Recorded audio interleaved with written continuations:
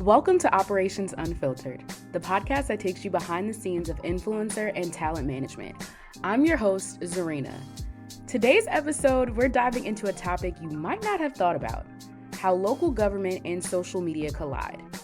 I had the chance to have a great convo with Councilman David Marks of District 5 in Baltimore County to get the scoop on what's happening locally and, of course, to see if our elected officials are keeping up with the digital age.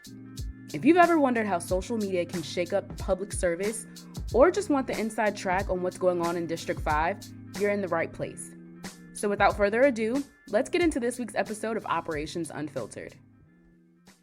To start, can you tell us a little bit about yourself, and are you a Baltimore native, and how you got started as a councilman? So I've been on the Baltimore County Council since 2010. I'm actually the senior member of the county council.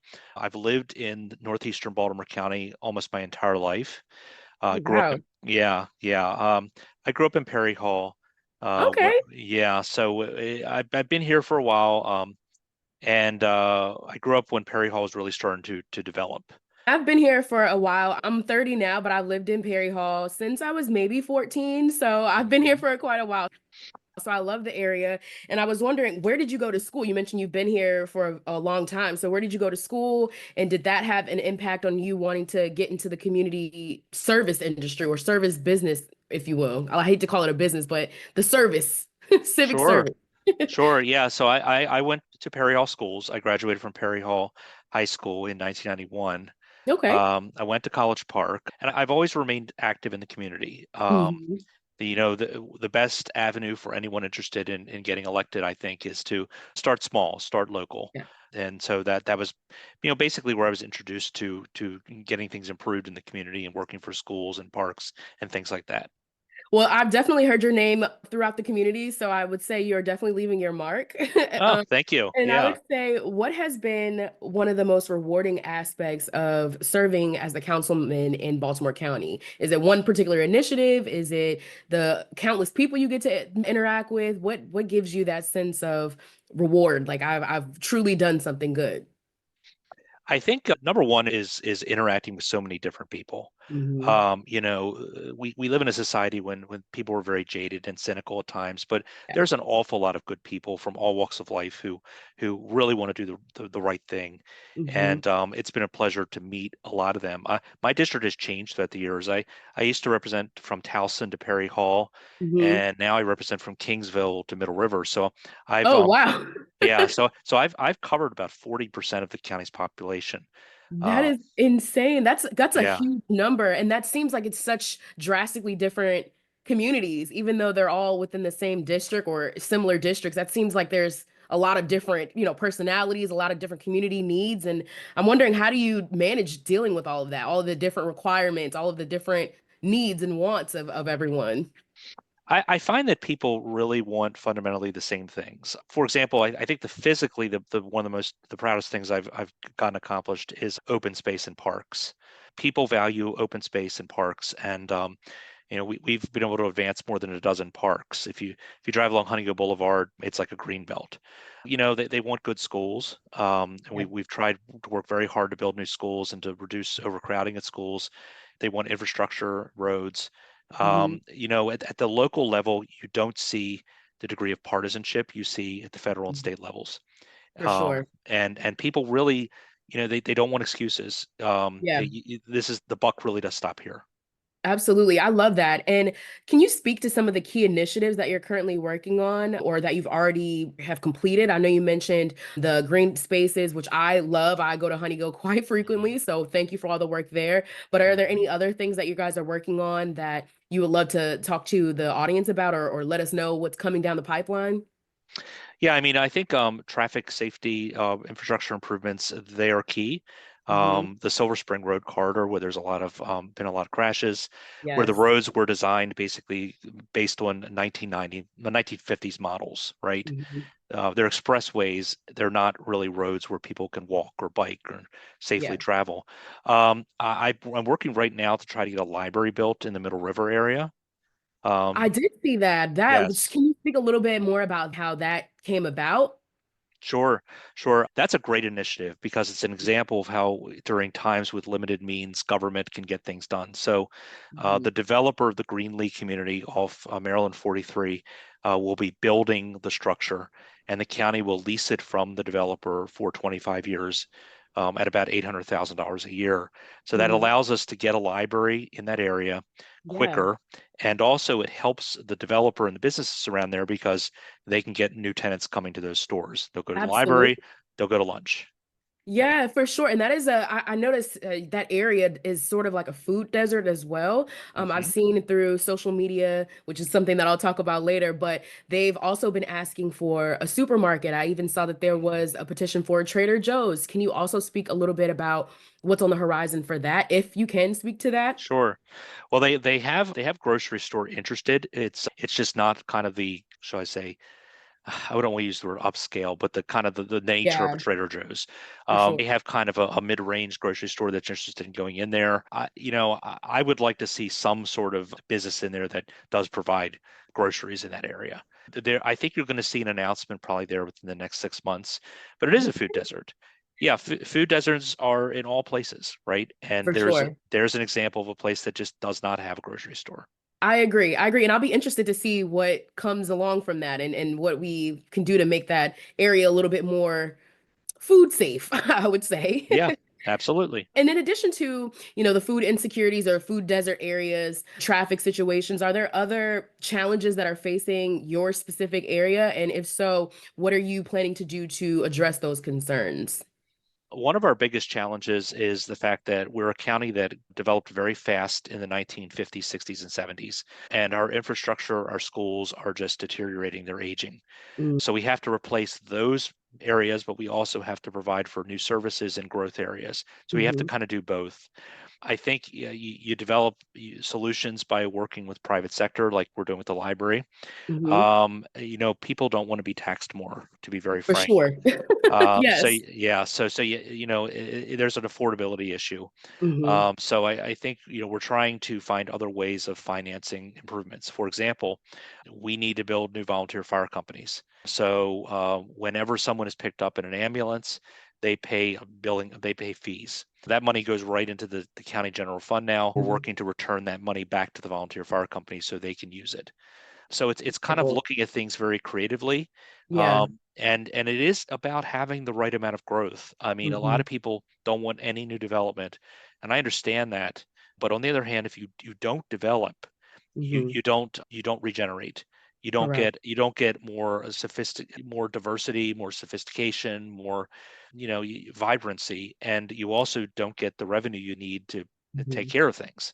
Yeah. So it's find that balance. Do you find that you're having to, when you do have these in-person conversations, that you're having to reiterate this messaging to your constituents? And if so, are they receptive when you're telling them this? Because I know, to your point, a lot of people are like, I just don't want to see all of this growth. I miss how things were. But I do see your point, and I do see that the need for growth. So I'm wondering if this is something that you're echoing, and how are people receiving it when you're telling this to them in person? I think once you explain things, people are more likely to understand. For sure. For example, White Marsh Mall. It's very interesting. If you ask people about White Marsh Mall, they'll tell you, well, they don't want any apartments going in there. They don't want any houses going there. And then you'll say to them, well, what should go there? And they'll say, well, we don't like apartments because of the traffic, but we'll take a Wegmans, which Right. doesn't make sense because a Wegmans brings more traffic. So More it's, traffic. yeah, you kind of walk through things with them and you say to them, look, residential development has less traffic than commercial development, and something has to go there. The last thing you want is a dead mall. Exactly. Yeah, Exactly. so most people, when you explain things, they'll understand you kind of have to balance. For sure. And I love that. I love open dialogues and open communication. And I really think that I have to give kudos to you because, like I said, you are very in touch with the community. So I really appreciate that. And that brings me to my next question, which is all about social media and digital engagement. Here on Mhm. Operations Unfiltered, we like to talk about the logistics behind influencer marketing, management, media, all of those things. And I'm wondering, how do you and your team use social media to connect with your constituents, to connect with business owners, just the public in general? I used to hear this rule that if you're an elected official, you should post at least once a day. And quite frankly, no, you really need to do it all the time. Yeah. You need to almost overwhelm constituents. with information. They can Hmm. choose to read it or not, or scroll right past it, but they certainly can't accuse you of not keeping them informed. So, we had a water main break in White Marsh yesterday, and we were trying to post updates as much as we could. Social media is, in general, I think, a very positive force in society. Certainly, people are more educated, they understand things. As an elected official, to be very frank, your name recognition goes up. Yeah. People appreciate and they understand you, and it allows you to reach folks in an unfiltered manner. I will tell you, there it is a double-edged sword sometimes. You Yes. have you have to be very careful about responding. And when you get a negative response, sometimes you just read it, you pause, and you walk away.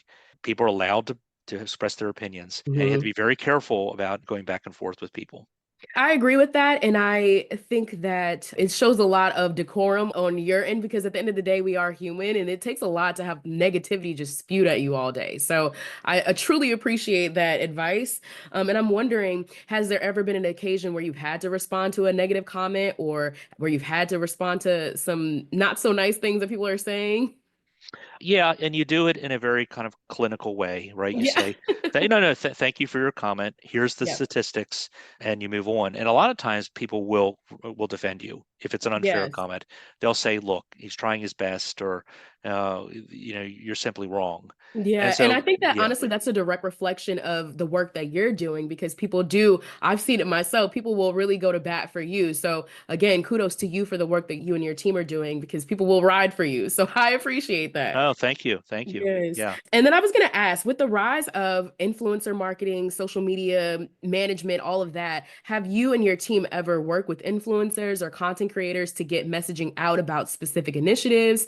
Or is that something that you're interested in doing going forward if you haven't done so in the past? Yeah, I think we'd be interested in a lot of different techniques. I think the county executive's office probably does it more because the county executive is like a CEO of all of Baltimore County. Okay. Um, but definitely, there's a lot of stakeholders. Yeah. There's a lot of ways to skin a cat, as they say, and Yeah. I think you can use all those tools at your disposal. Okay, well, would you be open to doing that? You Yeah, specifically in the Councilman Marks. Okay, sure. perfect. Well, for anyone who's listening, Councilman Marks is open to working with influencers, and I truly think that with the key initiatives that you have, especially with the library opening, that could definitely be an opportunity to work with some local creators to get the word out about those initiatives. So, definitely would love to see how that can come into fruition. And then speaking of social media and the TikTok ban, the looming impact of that, the economic impact of what losing TikTok could mean for small business owners. What are your thoughts and opinions on that whole TikTok situation? That's very interesting. I do hear these people who complain about the ownership of TikTok, right? And I think, we would prefer probably to have someone who not associated with communist China, but on the other hand, TikTok is an avenue for many people, expression and information. And, I think in the end of the day, it's going to continue. I teach in my other job. I'm a special education teacher at a high school, and honestly, I see the power of social media and that venue in particular with young people. So I think ideally different ownership, but continue its operations. I agree with that. I agree with that. And I think a lot of people are under the same notion as that. So thank you for sharing that. And then the last question that I have surrounding social media and digital engagement is that with the rise of digital marketing, we have a lot of small business owners in and around Baltimore County. How can they leverage social media in this digital age to increase their sales or increase their brand awareness? What do you think they should be doing? They should be partnering with like-minded companies, agencies to support one another. They should be sharing across different platforms, but they also should be involved in the community, physically involved in the community, because people I do agree. prefer that one-on-one touch that's very very traditional and very important. And to your point, we do have the Perry Hall Business Association. Yep. Are there other organizations like that where small business owners could benefit from, or is that one of the main organizations in Baltimore County? Yeah, that's one of the main ones. Yeah. And I would also get involved in those neighborhood pages, Perry Hall Neighbors, places like Yeah. that. The neighborhood pages are where a lot of the interaction occurs. I second that. Lots of negative comments, but there's lots of positivity, lots of information about what's going on in our community. So definitely agree there. And then I guess, how do you see social media evolving in local government outreach, especially over the next couple of years?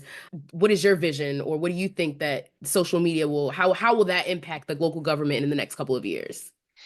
I view social media as an important part of citizenship. engagement, getting projects finished, elected officials hearing from their constituents. Honestly, when you see likes on a post, that tells you you're doing the right thing.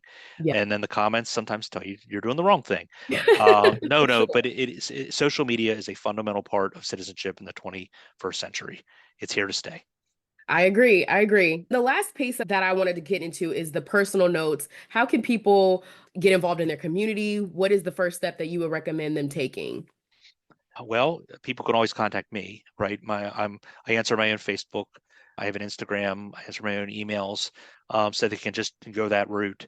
But we have a budget town hall meeting coming up at Perry Hall High School. That's on March 19th. But there's these town hall meetings all around the county, and Okay. my colleagues are also very engaged as well. I mean, all seven of us have very active internet presence. So go up to one of us, introduce themselves, and we can at least point you in the right direction toward community associations and other ways that you can get involved. Oh, I love that. Okay. And then the on a personal note, I'm very big on reading. I'm in my book era. I'm actually reading Why Making Others Happy is Making You Miserable. I'm also reading The Psychology of Money. So, are there any books that you have read or are currently reading that you would suggest to our readers, our listeners rather? I like a lot of historical books. I like books about the presidents, the Robert Caro books on Lyndon Johnson. Yeah, I like historical reads. I always enjoy reading about leadership, right? Yes. Lincoln, Team of Rivals, things like that. Okay. We will definitely add those to our book list. Okay, very good. And last but not least, how can people stay up to date with all the things that you're working on? I know you mentioned you have your Facebook. What's your email address? Is there a newsletter that people can tune into? Just give us all of your contact information so everyone can stay in touch. Sure. Our Facebook page the handle is County Councilman David Marks, Marks. And then we are on Twitter or X, excuse me, at Yeah. David underscore S underscore Marks. And then we have Instagram, which is Councilman David. Actually, it's David underscore S underscore Marks. And then I have a newsletter. So if you drop me Okay. an email, dmarks at baltimorecounty.md.gov, that goes out every month. Okay. And then you mentioned March 19th, I believe, is the next budget meeting, correct? That's correct. So Yep. that'll be March 19th, 6 p.m. at Perry Hall High School. So for anyone who is able to attend, I strongly recommend it. But thank you so much for the time today, Sure. Councilman Marks. Instagram is Councilman David Marks. There you go. Councilman David Marks. Okay, perfect. Thank you so much. This has been an absolute pleasure. Like I said, I love giving an inside look into all the things and see how we can find synergy between different industries and social media and influencer marketing. So this is very helpful. I appreciate it. Very good. Thank you. My pleasure. Thank you.